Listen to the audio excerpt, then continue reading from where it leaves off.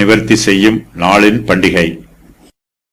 பின்னும் கர்த்தர் மோசேயை நோக்கி, அந்த 7ஆம் மாதம் 10ஆம் தேதி உங்களுக்கு பாவ நிவர்த்தி செய்யும் நாளும் சபை கூடும் பரிசுத்த நாளுமாய் இருப்பதாக.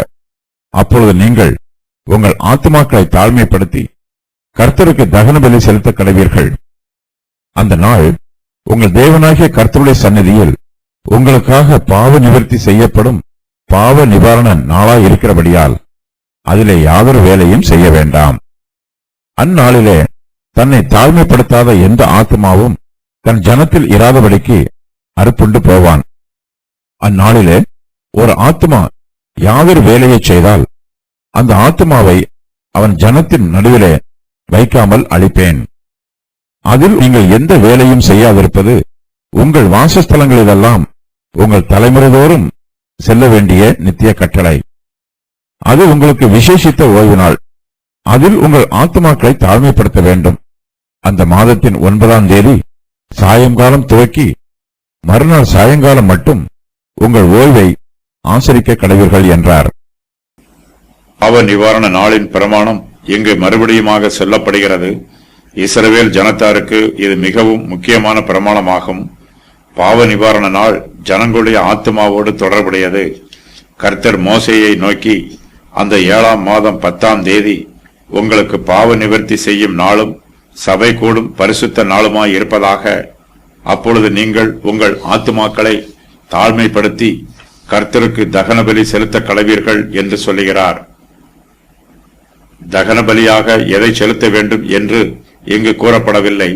எண்ணாகமம் 29:7 முதல் 11 வரை உள்ள வசனங்களில் ஒரு இளங்காளை, ஒரு கடா, 7 ஆட்டுக்குட்டிகள், வெள்ளாடுகளில் ஒரு கடா ஆகியவற்றை மற்ற பலிகளோடு சேர்த்து பாவ நிவாரண பலியாக செலுத்த வேண்டும். லேவியராகமம் 16ஆம் அதிகாரத்தில் பாவ நிவாரண நாளில் செலுத்தப்பட வேண்டிய விசேஷித்த பலிகளை பற்றி கூறப்பட்டிருக்கிறது. பாவ நிவாரண நாளின் போது இஸ்ரவேல் புத்திரர் யாதொரு வேலையும் செய்யக்கூடாது. அந்த நாள் உங்கள் தேவனாகிய கர்த்தருடைய சந்நிதியில் உங்களுக்காக பாவ நிவர்த்தி செய்யப்படும் பாவ நிவாரண நாளாய் இருக்கிறபடியால் அதிலே யாதொரு வேலையும் செய்ய வேண்டாம் என்று கர்த்தர் சொல்லுகிறார். இஸ்ரவேலில் ஒவ்வொரு நாளும் பாவ நிவர்த்தி செய்வதற்காக பலி செலுத்தப்படும். ஆனால் இந்த நாள் ஒரு விசேஷித்த நாள். வருஷத்தில் இந்த ஒரு நாளில் மட்டுமே பிரதான ஆசாரியன் மகா பரிசுத்த ஸ்தலத்திற்குள் பிரவேசித்து தனக்காகவும் எல்லா ஜனங்களுடைய எல்லா பாவங்களுக்காகவும் பாவ நிவர்த்தி செய்ய முடியும். பாவ நிவாரண நாளின் போது இஸ்ரவேல் புத்திரர் தங்களுடைய பாவங்களை நினைவு கூர்ந்து கர்த்தருடைய சமூகத்திலே மன்னிப்பு கேட்க வேண்டும். அவர்கள் பாவ நிவாரண நாளில் உலக பிரகாரமான வேலைகளை செய்தால் அவர்கள் தங்கள் வேலைகளிலேயே கவனமாயிருப்பார்கள். தங்கள் பாவங்கள் நிவர்த்தி பண்ணப்பட வேண்டும் என்பதை மறந்து விடுவார்கள். பாவ நிவாரண நாளானது தங்கள் தேவனாகிய கர்த்தருடைய சந்நிதியில் தங்களுக்காக பாவ நிவர்த்தி செய்யப்படும் பாவ நிவாரண நாளாகும். இது வேலை செய்கிற நாள் அல்ல. உலக பிரகாரமான கவலைகள், அன்றாட வேலைகளை பற்றிய கவலைகள் ஆகியவற்றை எல்லாம் மறந்துவிட்டு பாவ நிவர்த்தி செய்யப்படுவதில் இஸ்ரவேல் ஜனத்தார் கவனம் செலுத்த வேண்டும். இஸ்ரவேல் புத்திரர் பாவ நிவாரண நாளிலே தங்கள் ஆத்துமாக்களை தாழ்மைப்படுத்த வேண்டும். நீங்கள் உங்கள் ஆத்துமாக்களை தாழ்மைப்படுத்தி கர்த்தருக்கு தகன பலி செலுத்த கடவீர்கள் என்றும், அந்நாளிலே தன்னை தாழ்மைப்படுத்தாத எந்த ஆத்துமாவும் தன் ஜனத்தில் இராதபடிக்கு அறுப்புண்டு போவான் என்றும், அதில் உங்கள் ஆத்துமாக்களை தாழ்மைப்படுத்த வேண்டும் என்றும் கர்த்தர் சொல்லுகிறார்.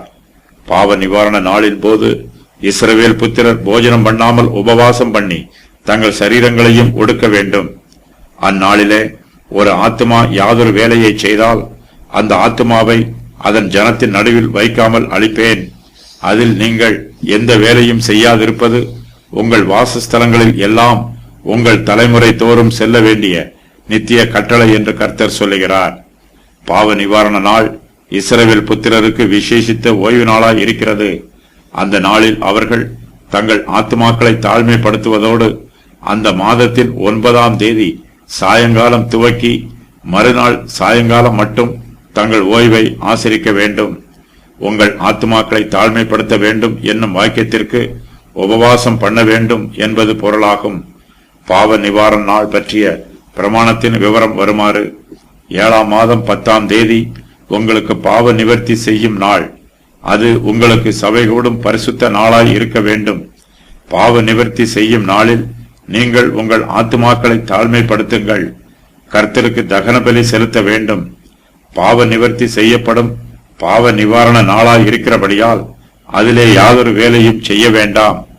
அந்நாளிலே தன்னை தாழ்மைப்படுத்தாத எந்த ஆத்துமாவும் தன் ஜனத்தில் இராதபடிக்கு அறுப்புண்டு போவான். அந்நாளில் ஒரு ஆத்துமா யாதொரு வேலையை செய்தால் அந்த ஆத்துமாவை அதன் ஜனத்தின் நடுவிலே வைக்காமல் கர்த்தர் அழிப்பார். இது உங்கள் தலைமுறை தோறும் செல்ல வேண்டிய நித்திய கட்டளை. இது உங்களுக்கு விசேஷித்த ஓய்வு நாள். அந்த மாதத்தின் 9ஆம் தேதி சாயங்காலம் துவக்கி மறுநாள் சாயங்காலம் மட்டும் உங்கள் ஓய்வை ஆசரிக்க வேண்டும்.